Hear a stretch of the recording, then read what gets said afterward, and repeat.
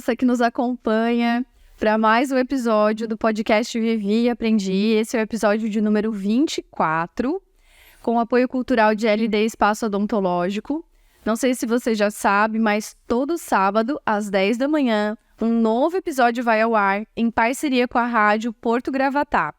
E se você ainda não nos acompanha no Instagram, vai lá, segue, porque lá você vai acompanhar os melhores cortes de cada episódio.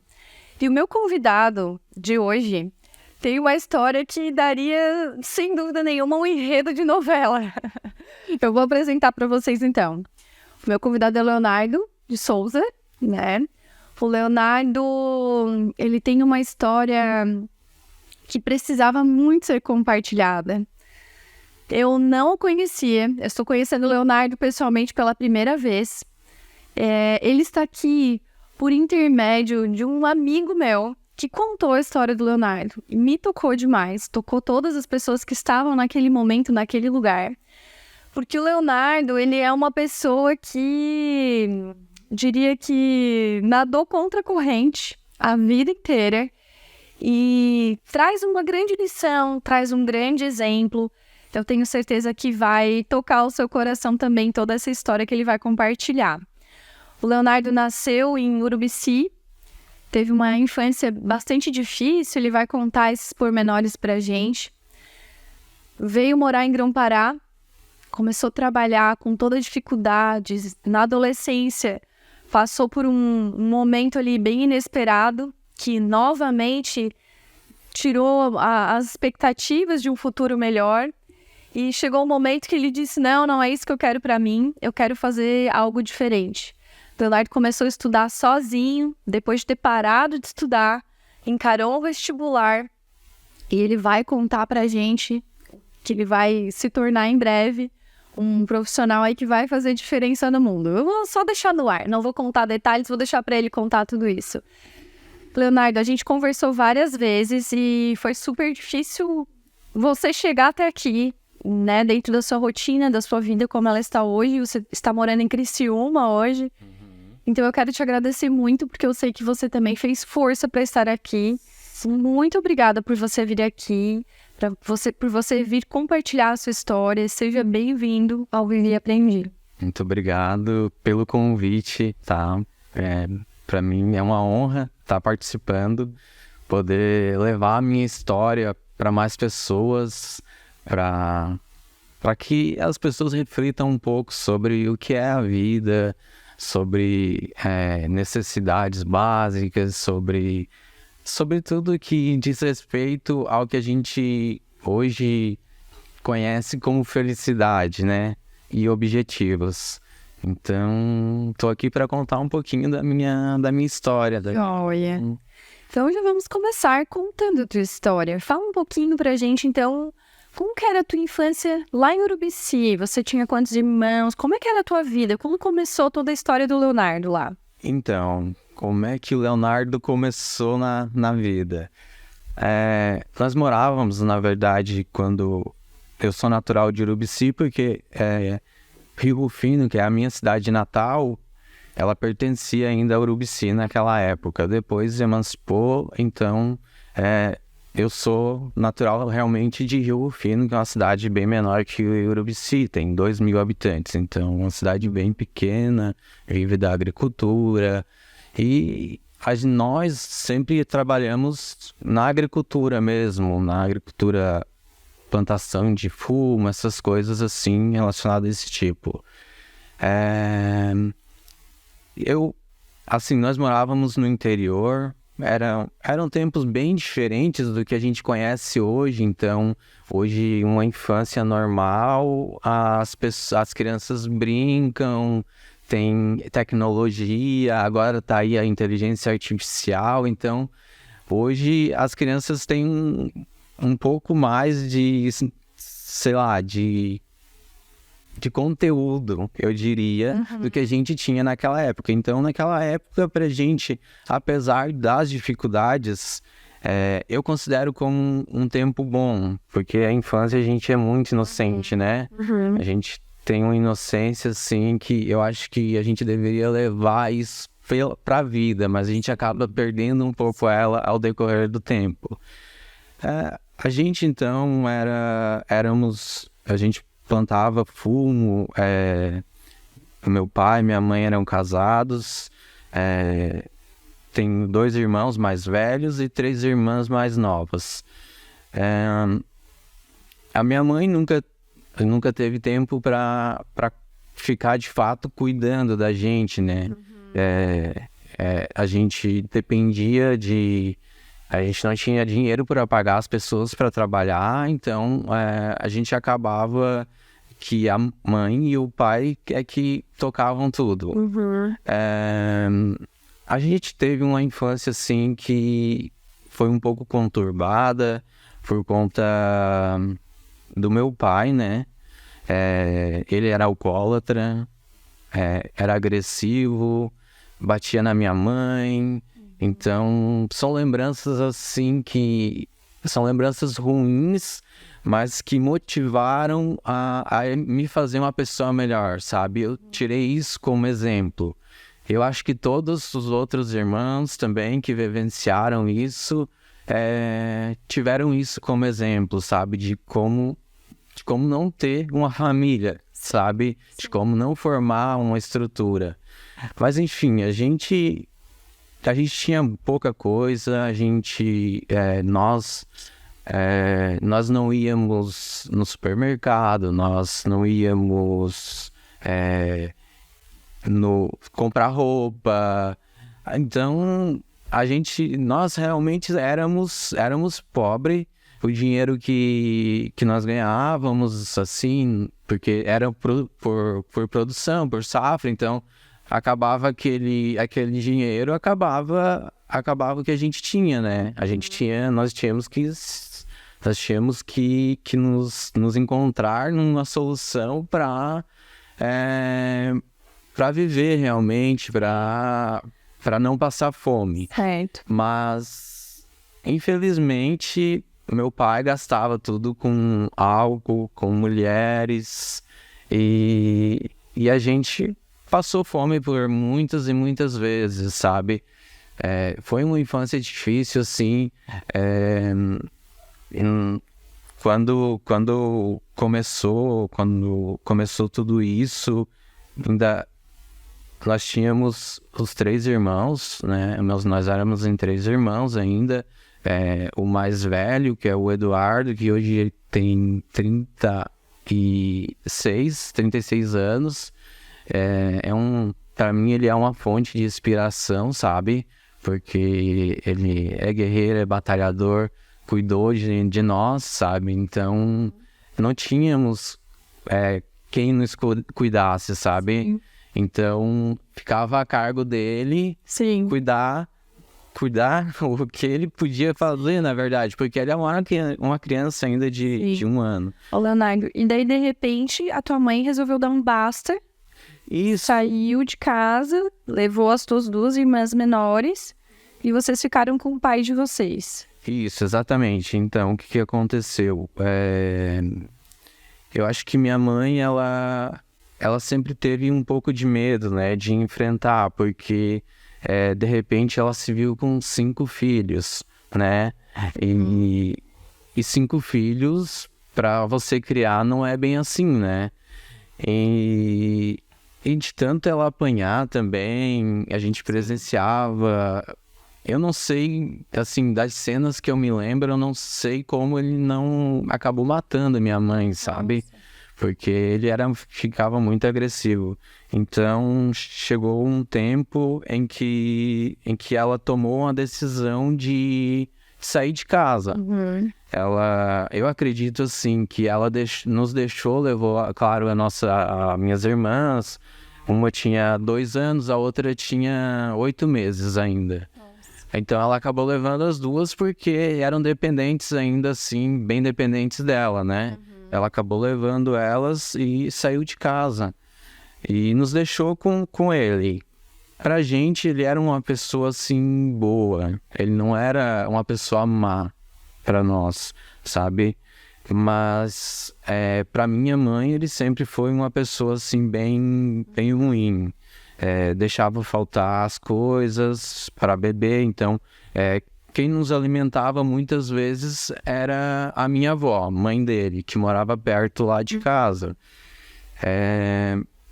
Ela que levava às vezes uma comida, ela que às vezes levava um café, e a gente vivia do que a gente plantava da agricultura, assim. Então, muitas vezes eu lembro assim de ver minha mãe, sabe, deixando de comer para alimentar, para dividir o que ela tinha para nós, para os filhos, sabe?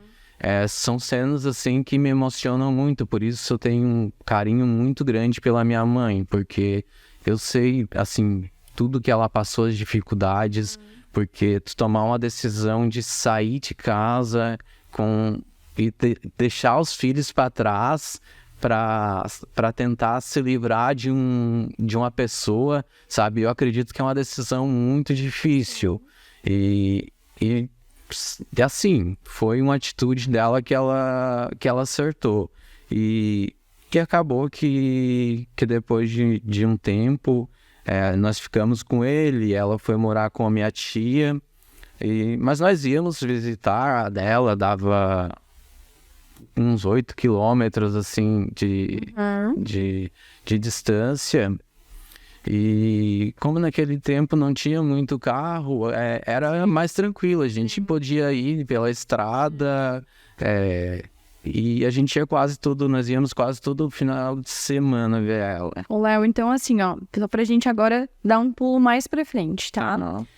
Então depois teve um momento que vocês foram morar com a tua mãe, né? Você e os seus irmãos. E a sua mãe veio, então, pra Grão-Pará, em busca de uma outra oportunidade de emprego, de trabalhar em granjas suínas, porque estava em alta na época, precisando de mão de obra.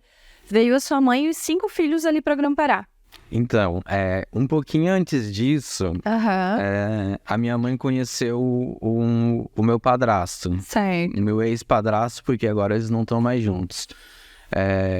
Aí nós tentamos de novo. A minha mãe trabalhava num pomar de maçã e fazia de tudo, fazia horas extras para tentar dar conta de nos manter, sabe? Suprimento. A gente nunca comprou assim uma roupa nova, nós ganhávamos da minha tia, nós usávamos o que a gente ganhava, sempre foi assim. E às vezes a alimentação também, nós comíamos o que nós ganhávamos, sabe? Mas aí minha mãe conheceu esse rapaz, esse homem, e se relacionou até, talvez, pensando que ele pudesse ajudar, né? Porque 5 filhos, Sim. não é bem assim pra gente criar, pra gente sustentar. E desse relacionamento surgiu mais uma irmã. Então, daí veio a 6ª pessoa, que é a minha irmã mais caçula, a mais nova. Já tem 21 anos, mas ainda é a caçulinha. Aí nós começamos de novo a trabalhar na agricultura, plantar fumo. Só porque fizemos uma loucura de investir num lugar onde não tinha estrutura para trabalhar, recursos para a gente trabalhar, sabe? A minha mãe tinha um hectare de terra, meus tios tinham mais umas 3, e a gente resolveu plantar fumo naquele terreno. Sim. Só porque nós não tínhamos a estrutura para trabalhar, Sim. sabe? Então a gente acabou alugando, trocando dias com outra pessoa que tinha estrutura, e em troca disso nós trocávamos a mão de obra pela estrutura para a gente poder produzir. Então foi um tempo assim bem difícil, aquele ano foi um ano muito difícil, um ano em que nós literalmente moramos num barraco de terra, era terra realmente, não era piso nem nada, tinha um quarto. Era assim, não tinha quarto, na verdade. Era uma divisão feita para dividir cozinha do espaço de dormir, sabe? Por muitas vezes nós dormíamos todos na mesma cama, então juntávamos 2 camas, e juntávamos e alguns dormiam na parte de baixo da cama e outros na parte de cima. Então, e a gente acabava...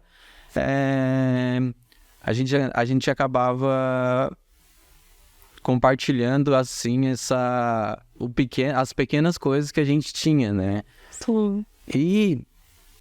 E daí, depois daquela safra, foi um desastre total. Ficamos devendo muita coisa, porque foi horrível. Eu lembro, eu tinha 11 anos. O que nós fazíamos era acordar cedo, ir para trabalhar para a roça, para carpir fumo, para fazer essas atividades. E nunca tivemos, assim, um tempo para a infância realmente. Nós tínhamos, às vezes, o domingo, nós tínhamos algumas companhias por perto que sempre estavam juntos para a gente brincar nos finais de semana, então isso era normal. Mas minha mãe, apesar das dificuldades, apesar de tudo, ela sempre nos incentivou a estudar, sabe? É uma pessoa, a minha mãe, todos eles, a minha mãe, meu padrasto, meu pai, eles não completaram o ensino fundamental, mas sempre nos deram incentivo para que a gente fosse atrás disso, né? E então já não era uma cidade lá que não tem, até hoje é difícil de emprego, sabe? Então surgiu a oportunidade de uma pessoa que trabalhou com a minha mãe, com o meu padrasto. Ele veio morar ali em Grã-Pará e surgiu essa oportunidade de nós virmos também para trabalhar com salário fixo, não depender de talvez dar certo, né? Porque até então nós dependíamos do quê? De plantar o fumo, no final talvez daria certo, mas era uma incógnita. Trabalhava, tinha alguém no mercado que vendia pra gente para pagar no final, mas nem sempre dava certo. Então, era uma coisa que não estava dando, sempre a gente ficava devendo, e daí nós viemos morar em Grã-Pará e começamos a trabalhar por mês ali. Sim, daí você estava chegando na fase da adolescência. Na fase da adolescência começou já. A descobrir a adolescência, eis que vem algo inesperado. Exatamente. Complicar ainda mais tudo que estava já bem enrolado, ainda começando a engatinhar. Veio uma gravidez na adolescência. Exatamente, veio... Eu tava namorando com a menina. Ela era filha do rapaz, do homem onde a gente trabalhava, na granja, suinocultura. Então, não tinha os recursos sociais que a gente tem hoje, a gente não tinha a informação que a gente tem hoje, o preparo. Era um tabu ainda falar sobre sexo na adolescência, sobre sexualidade, essas coisas ainda não... Até então era difícil o acesso, e era interior, a gente não tinha praticamente muito acesso a esses meios de prevenção, e acabou acontecendo de ela engravidar, né? E eu tava com 15 anos na época, quando ela engravidou. Tava estudando, eu estudava à noite, trabalhava meio período, assim, mas era para ajudar, tudo que eu trabalhava era para ajudar em casa, porque sempre moramos de aluguel, então... E muitos irmãos, tinha todo um custo. Aí... Tu decidiu parar de estudar? Aí eu decidi parar de estudar porque era uma criança, sabe? Eu tive o apoio, assim, da minha mãe, sempre me apoiou. Ela nunca me criticou por isso, sabe? Muito pelo contrário, ela sempre disse, né? Já que aconteceu, né? Nós precisamos criar. E ela, meus irmãos todos... Sério, a gente tá aqui para te ajudar. Então, eles me estenderam a mão. Aí eu parei de estudar, foi uma decisão minha de parar de estudar. Eu estava no segundo ano do ensino médio, parei de estudar para tentar um trabalho onde eu pudesse ganhar um pouco de dinheiro para comprar o que ele precisava, sabe? Então... Aí tu acabou não ficando com a menina. a gente... Não porque tu não quis. Foi assim, eu comecei a trabalhar com a suinocultura, porque eu sempre, desde os 14 anos, desde que a gente veio para Grã-Pará, trabalhei com suinocultura, então eu gostava bastante dessa parte de animais, de mexer com animais, e eu acabei indo trabalhar numa granja, assim, sem carteira assinada, sem nada, mas para ter o dinheiro para comprar as coisas. Então, o meu primeiro salário que eu recebi em mãos, eu lembro, foi para comprar um carrinho para ele, um carrinho de bebê, roupinhas. Então, eu estava sempre gastando meu dinheiro comprando coisas para ele, sabe? Porque eu pensava muito assim no futuro dele, de como ser um pai, porque eu não tive um pai, então para mim foi difícil isso, encontrar um jeito de ser uma coisa que eu não tive, sabe? E enfim, mas eu assumi, fui atrás, deu tudo certo. Quando eu soube da notícia, eu me prontifiquei, fui atrás, falei com os pais dela, disse que eu estava disposto a morar junto com ela, pra gente construir uma família, pra gente tentar crescer junto, cuidar do filho. Mas, enfim, eles tinham mais recursos que nós e não aceitaram. Ela também não quis, né? Eu convidei ela, ela não quis. Você sempre ficava em contato com seu filho nos finais de semana, trabalhava durante a semana toda, não conseguia mais estudar de manhã, de tarde, se virando. Veio outro perrengue, que a sua mãe se separou, aí o seu padrasto levou tudo que a sua mãe tinha.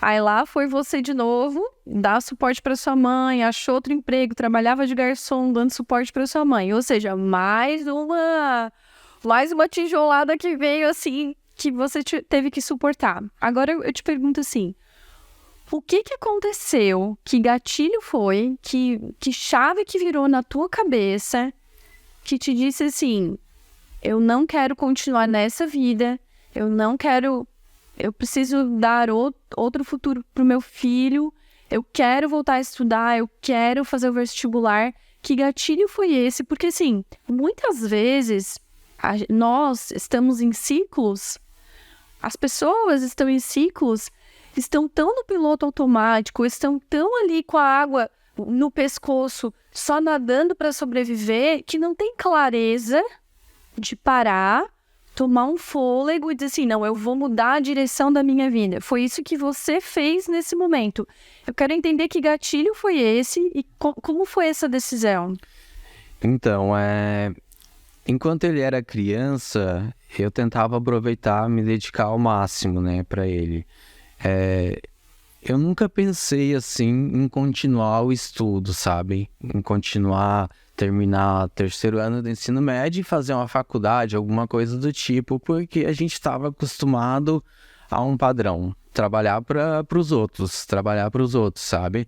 Então era isso que a gente estava acostumado, que nós estávamos acostumados. Aí eu fui trabalhar num sítio ali perto de casa, dava poucos minutos, e para comprar, para ajudar a criação, porque no começo é sempre bem difícil, né? Tem custo com medicamentos, médicos, essas coisas. Então eu tive que realmente pegar um trabalho onde era puxado. Eu trabalhava de domingo a domingo, tinha duas folgas por mês. E eu aproveitava essas folgas para ficar com ele, para dar atenção para ele, sabe? Então, os finais de semana eu passava com ele, a mãe dele levava ele lá para casa, ela ia para as festas, e eu preferia, mesmo cansado já do trabalho, eu gostava de ficar com ele mesmo assim.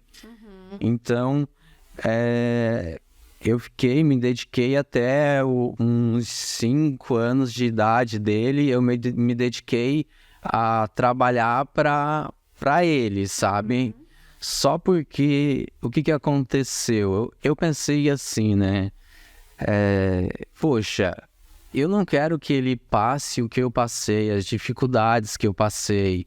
Eu preciso, sei lá, dar um futuro, ter uma profissão onde eu possa ajudar ele futuramente para que ele não passe as dificuldades que eu passei.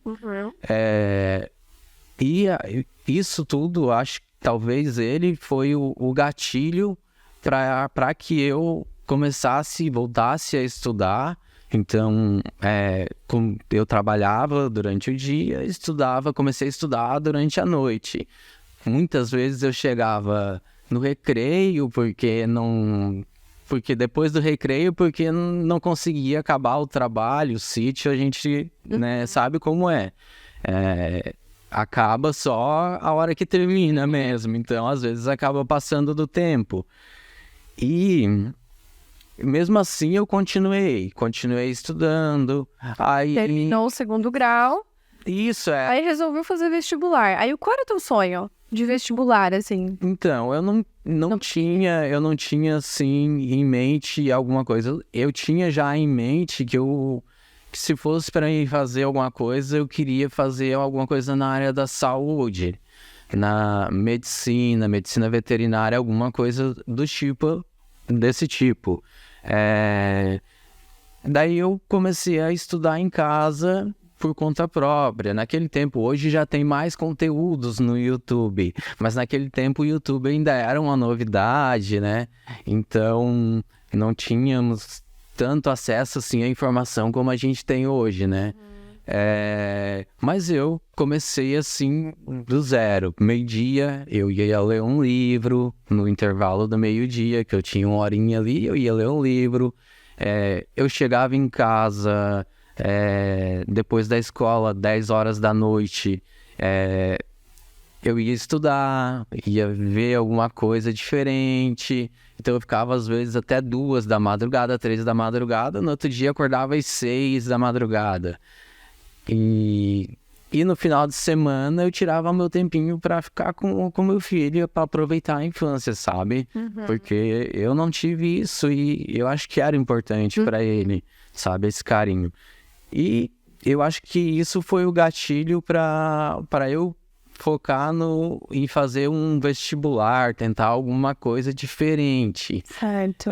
E no começo eu tentei, né? Me formei em 2012, e em 2013 eu tentei fazer engenharia do petróleo, que seria a minha segunda opção, porque eu gostava bastante da matemática e de química.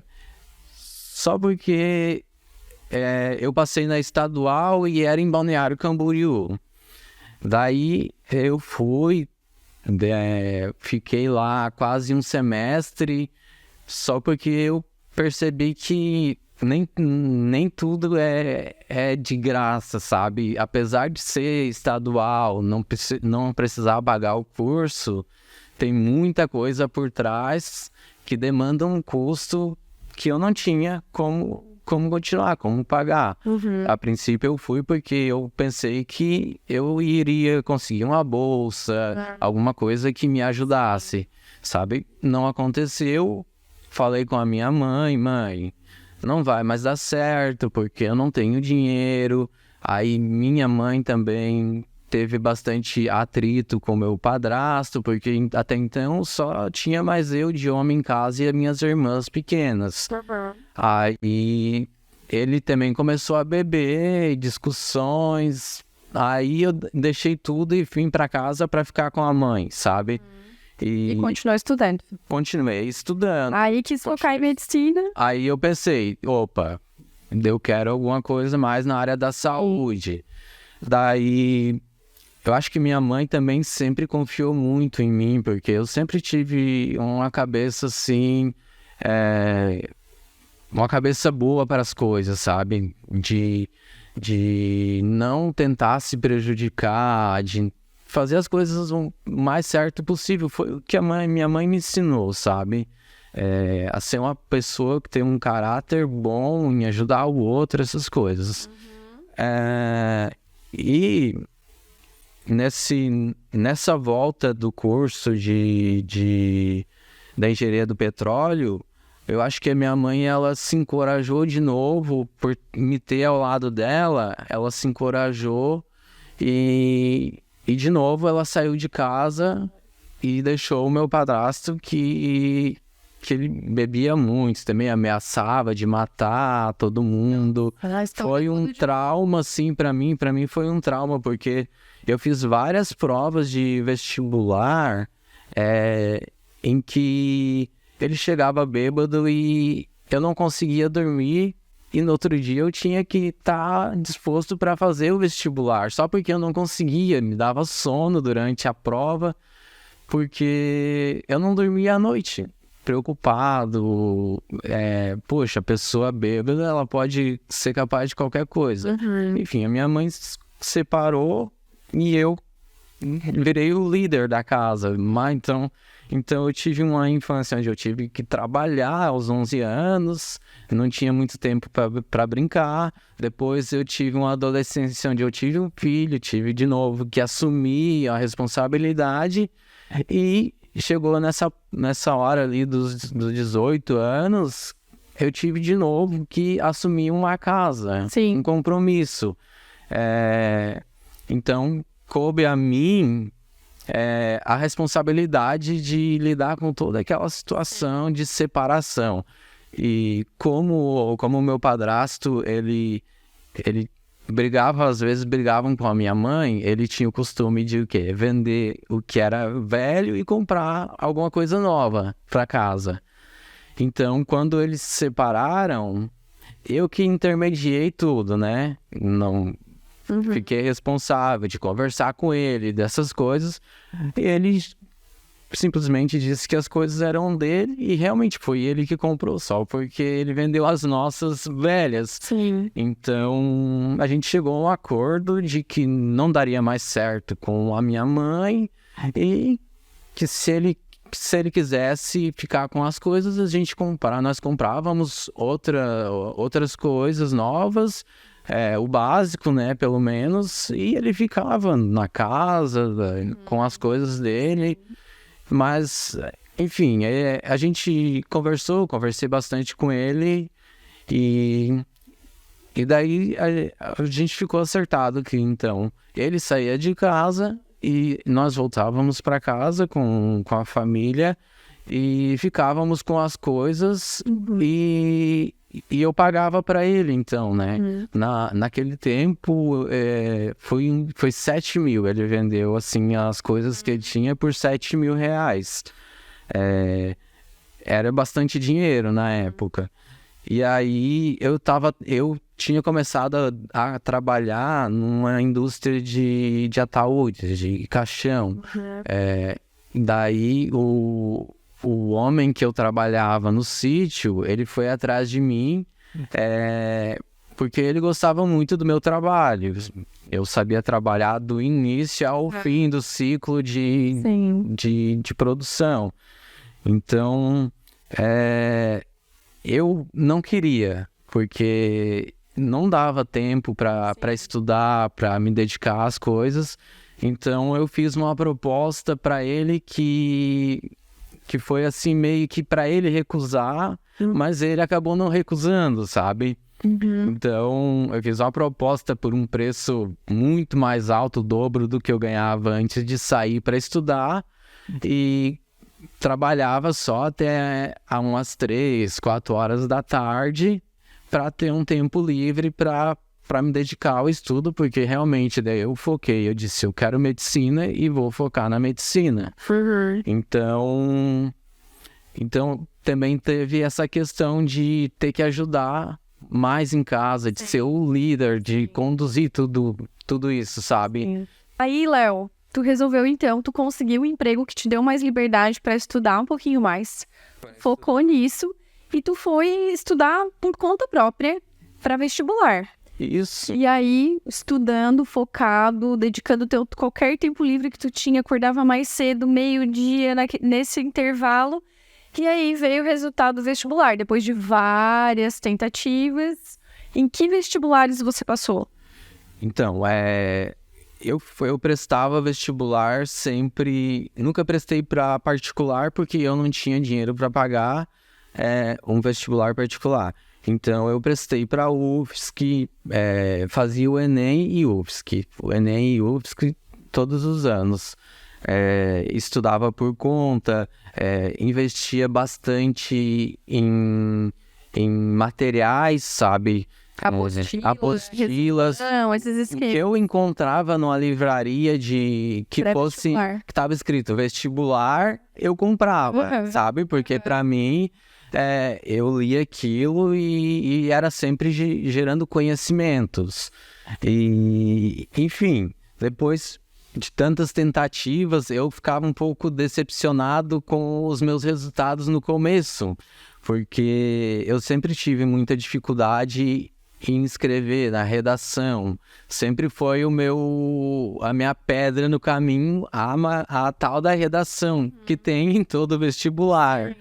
Então eu acabava tendo essa dificuldade.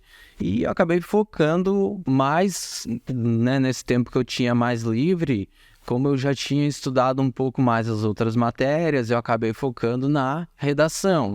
Então, ao invés de desistir, eu fui lá de teimoso, poxa, fazia uma redação, dava para alguém ler. Então, a pessoa já dizia, não, acho que eu não entendi, não gostei. E eu fui lapidando tudo aquilo que eu achava que deveria ser feito. Aí, depois de tantas tentativas, não sei quantas, não sei te dizer quantas tentativas. Quantos anos que tu ficou tentando? 1, 2? Então, eu me formei em 2012 e assim, é difícil eu te dizer o tempo que eu fiquei tentando. Desde 2012, eu estudava. Estudava 1 hora, 2 horas por dia, mas eu estudava, sabe? Mas eu foquei realmente em 2016, que eu disse, eu vou focar, que foi o tempo que eu voltei para trabalhar ali. Sim. Então, eu foquei resolvi focar na redação e então foi assim uns 2 anos em que eu estudei umas 5 horas por dia, que daí eu tive esse tempo. Mas eu nos finais de semana eu ainda trabalhava de garçom, nos dias de semana eu trabalhava nesse sítio. Eu não tinha muito tempo disponível. Sim. Então, era um pouquinho pro filho, um pouquinho para os estudos e muito pro trabalho, porque... Administrado. Isso. Aí veio, então, o resultado. Passou na Universidade Federal de Santa Catarina, depois passou na Universidade Federal do Rio de Janeiro, só que veio a barreira do custo de vida, que tu já tinhas passado isso em Balneário Camboriú, acabou não indo fazer. Isso, exatamente. Aí eu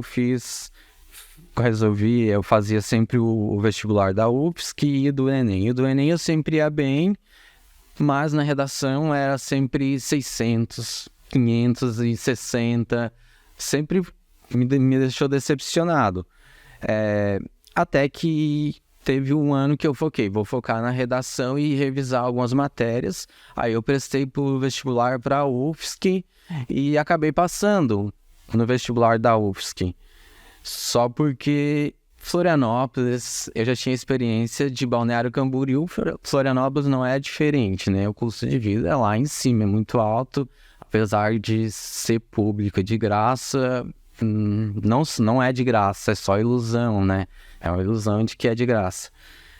Aí eu prestei vestibular também para Unisul no particular, nunca tinha tentado, mas naquele ano eu resolvi tentar. Aí eu também acabei passando no da Unisul. E daí, no meio do ano, No início do ano eu tentei o ProUni na Unesc, em Criciúma, e não consegui vaga, mas eu fiquei muito próximo. Aí eu sabia que no meio do ano eu ia conseguir passar no meio do ano. E aí eu fui de novo e botei a minha nota no ProUni da Unesc de novo. Aí foi onde eu consegui passar. Aí nesse período eu já não estava mais trabalhando no sítio, eu estava trabalhando no frigorífico, onde eu conheci essa menina, uma menina que foi a iluminada, que fez eu chegar até aqui e que me dá suporte até hoje, sabe? Porque foi uma pessoa que chegou pra mim, ela na verdade ela estudava com a minha irmã, fazia engenharia com a minha irmã, e ela tinha vergonha de falar, então ela conversou primeiro com a minha irmã. Será que ele não vai ficar bravo de eu oferecer ajuda pra ele? Daí eu conversei com ela, né, a gente conversou, e daí eu falei que muito pelo contrário, eu não tenho vergonha de ser pobre, sabe, de ser humilde, muito pelo contrário, qualquer coisa que venha para me ajudar, porque minha vida foi assim, eu cresci sempre ganhando as coisas, eu não cresci comprando, eu cresci ganhando, tendo a ajuda das pessoas, e não foi diferente com ela. Eu disse para ela que então, no frigorífico, que eu aceitava ajuda, que na verdade eu precisava da ajuda. Sim. E como eu tinha passado, eu tive que trancar no primeiro ano para me juntar um pouco de dinheiro para poder iniciar, porque o início sempre é muito mais difícil. Sim. Daí eu tranquei esse primeiro ano, eu tranquei a faculdade e resolvi trabalhar. Trabalhei bastante, guardei um pouco mais de dinheiro, aí comecei a faculdade e só porque eu já tinha feito a inscrição para o outro Enem, porque eu achava que eu ia passar no meio do ano, só porque não era uma certeza, então a inscrição ela é em abril e maio. Então eu disse, eu vou garantir a inscrição, se eu não passar eu faço de novo. E daí eu tinha passado e resolvi fazer de novo o Enem. E daí eu fiz de novo. No que eu passei eu tirei 800 na redação. E no outro que eu já tinha passado, acho que por ter mais tranquilidade, eu já tirei 940. Então, onde você conseguiu a bolsa 100%. Eu já tinha conseguido na anterior. Daí nessa, foi uma nota assim que eu joguei até no vestibular da USP e fiquei assim perto, tinha poucas vagas, eram 5 vagas, mas eu fiquei ali em 12º, por ali. Certo. E daí eu resolvi tentar no meio do ano na Federal do Rio de Janeiro. Sim. E daí eu consegui passar, só porque, de novo, veio aquela limitação né, do dinheiro. Então, Leonardo, para as pessoas entenderem, né? Você fez a faculdade de medicina na Unesc, em Criciúma. Está prestes a se formar como médico esse ano? Isso, formo em dezembro, começo de dezembro. Em dezembro, então, você vai se tornar médico. E eu acho que a grande lição, a grande história que chama muito a atenção, claro, é toda a tua superação, teu foco em realmente correr atrás daquilo que depende de ti. Né, mostrar que às vezes a gente não é uma sentença a nossa origem, não é porque a nossa origem é simples e humilde que a gente precisa viver dentro desse ciclo, né? Eu acho que essa é uma grande lição. Mas um grande exemplo é a corrente do bem que se criou em torno da tua história. Então você falou que uma menina que era conhecida sua lá no frigorífico te ofereceu ajuda, que no começo era ajuda dela. Mas ela foi falando para outras pessoas da tua cidade, ou pessoas até que nem são da tua cidade.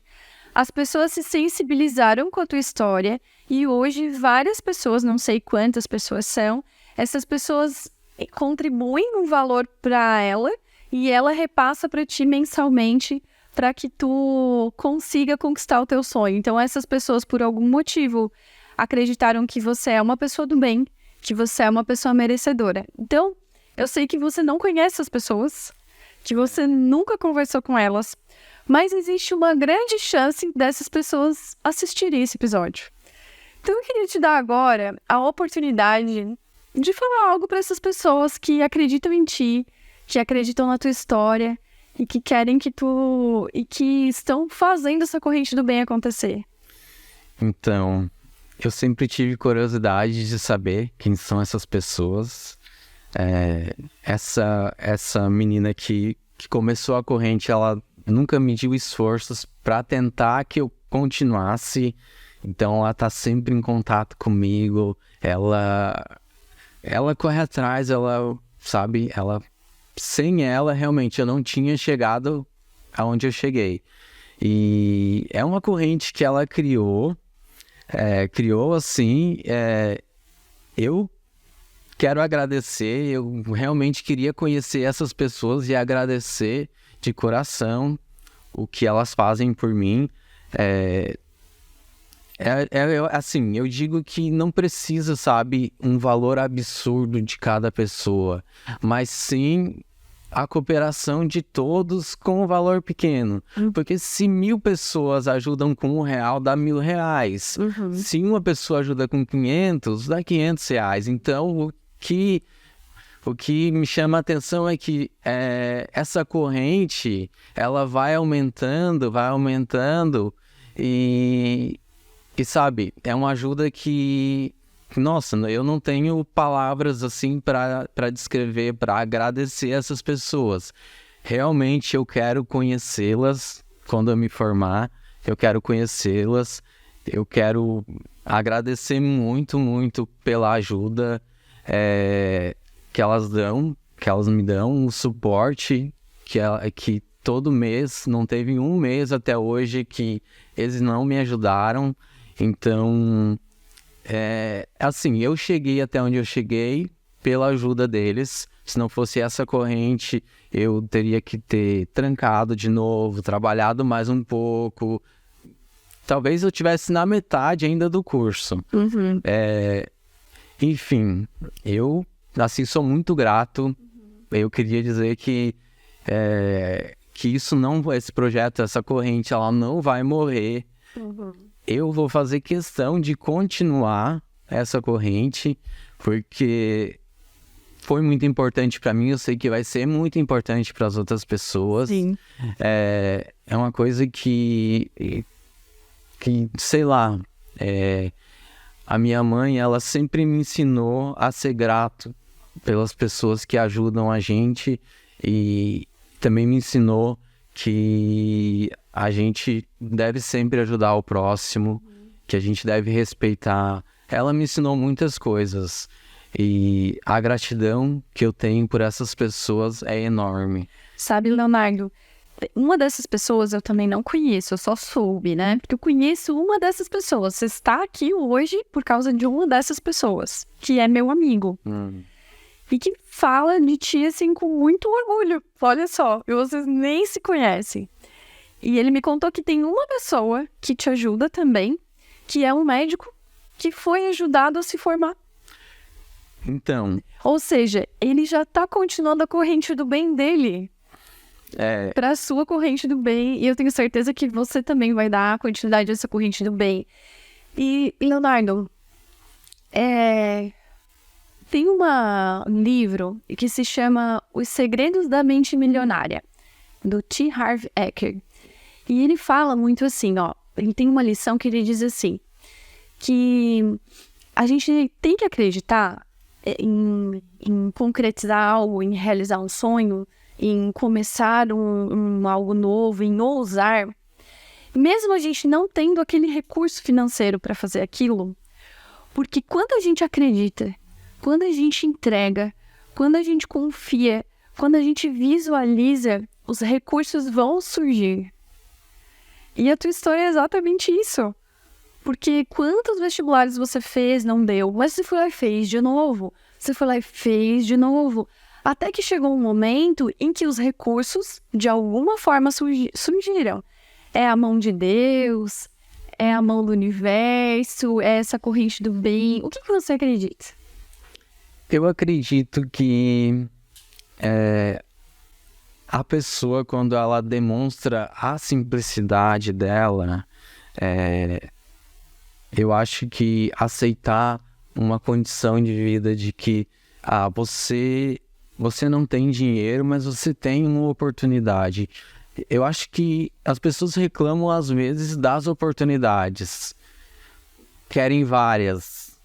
A gente não precisa, nós não precisamos de várias oportunidades, nós precisamos de uma, porque se nós tivermos essa uma oportunidade e a gente seguir ela, se dedicar por ela, a gente consegue as coisas. Então não é o muito, é o um e a dedicação que a gente tem por isso, por esse objetivo. E através dessa corrente toda, depois eu acabei ficando numa situação, porque as coisas de uns tempos para cá dobraram, o custo de vida dobrou, tudo ficou muito caro. Então outras pessoas começaram a me ajudar com R$10, sabe? Às vezes eu recebo um Pix lá de R$10 e parece pouco, mas para mim é muito, é bastante, sabe? Então eu sou grato por isso, por um grupo de pessoas se sensibilizar por isso, e eu acredito que é uma coisa que é natural do ser humano, é uma coisa natural minha, talvez, de respeito pelo outro, de tentar ajudar sempre. E eu acho que talvez, né, o universo fluiu para que isso desse certo, acho, retribuindo o que eu fiz, o que eu sempre faço pelo outro, sabe? Porque eu nunca medi esforços para ajudar ninguém, sabe? Então, eu acho que é isso que me tornou essa pessoa que levou as pessoas a acreditarem em mim, sabe?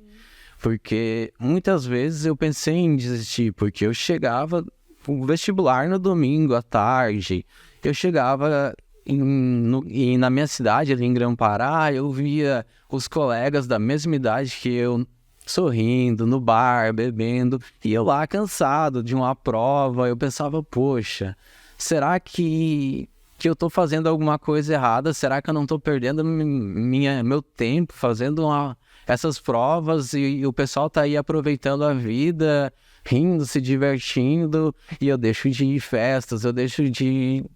abdiquei de muita coisa para correr atrás de um sonho, sabe? E para mim foi gratificante quando eu vi meu nome na lista. É uma sensação que a gente não tem como explicar, sabe? É uma sensação, assim, de vitória, uma sensação única na vida da gente. E é claro, eu acho que muito disso, eu acho que tem a ver com o meu filho, tem a ver com a minha mãe, porque ela se orgulha de todos os filhos dela. Ela foi uma pessoa que apesar de não ter estudo, ela sempre pediu para corrermos atrás dos objetivos, dos estudos. Ela nos ensinou que é melhor você ser humilde, você mostrar o que você tem do que você querer ser o que não é, sabe?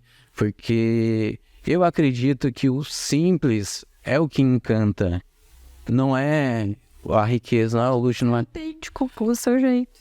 Eu hoje vim aqui com a minha blusa, é uma blusa velha, sabe? Mas eu acho que não é a blusa que vai me definir, sabe?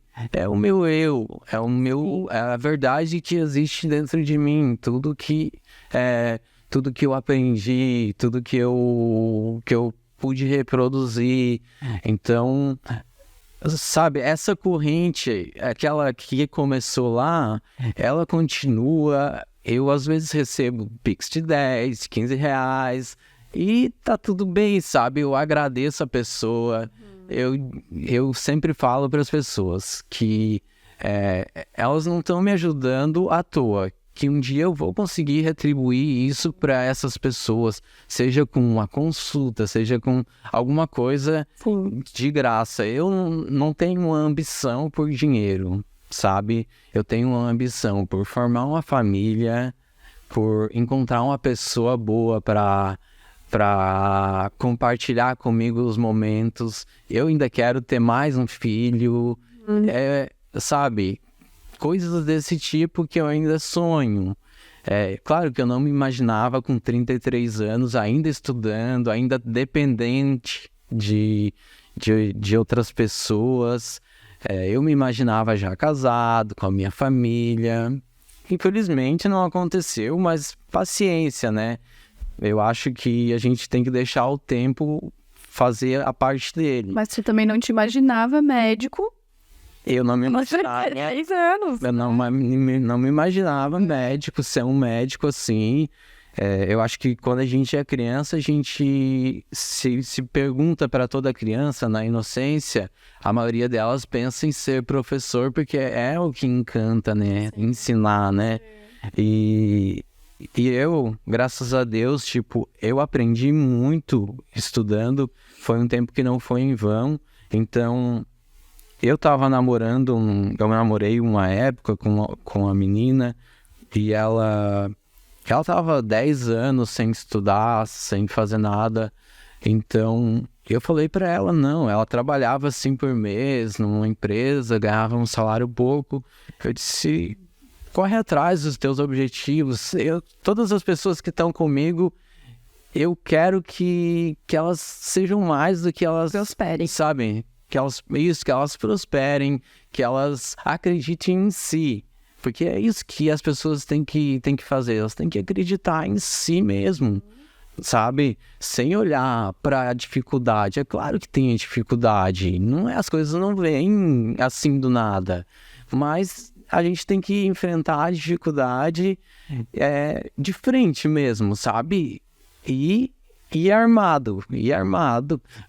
Com a mente forte, com um objetivo para ser alcançado. Então, tudo isso a gente tem que ter. A gente vai para a pergunta final. Eu sei, o tempo voa. Ele é muito rápido. Então, assim, eu sempre faço essa pergunta final para os meus convidados, que fazendo uma análise de toda a tua vida, de toda a tua história, do Léo criança lá pequenininho, que passou as dificuldades, do Léo adolescente que virou pai, que amadureceu cedo, que usou o filho como principal gatilho, o propósito, para ter mudado esse ciclo da sua vida. Se você fosse passar a régua na conta da sua vida e resumir uma lição, num aprendizado, é uma lição, um aprendizado, dizendo assim, eu, Leonardo, vivi o que vivi e aprendi que? Aprendi que os desafios, eles existem e que só depende da gente para a gente mudar as coisas que a gente quer. Se tu tiveres um objetivo, lute por aquilo. A gente tem que criar na nossa mente objetivos e a gente não pode fraquejar sem tentar várias vezes, porque se fosse fácil, não seria tão bom no final, sabe? Tão gratificante. Então, eu sempre digo assim, que eu vim parar na medicina fugindo da fome. Porque nós éramos umas pessoas que não tínhamos o que comer. Muitas vezes minha mãe deixava de comer pra gente. Às vezes a gente ia dormir até com fome, porque não tinha realmente o que comer quando criança. Então, eu sempre tive desafios na vida, sabe? Na infância, eu tive desafios de encarar a pobreza, de encarar a fome, de ver meu pai agredindo minha mãe. Na adolescência, o meu filho. Então, na vida adulta, depois, já passando os 18 anos, ser o líder de uma família com 3 meninas pequenas para assumir.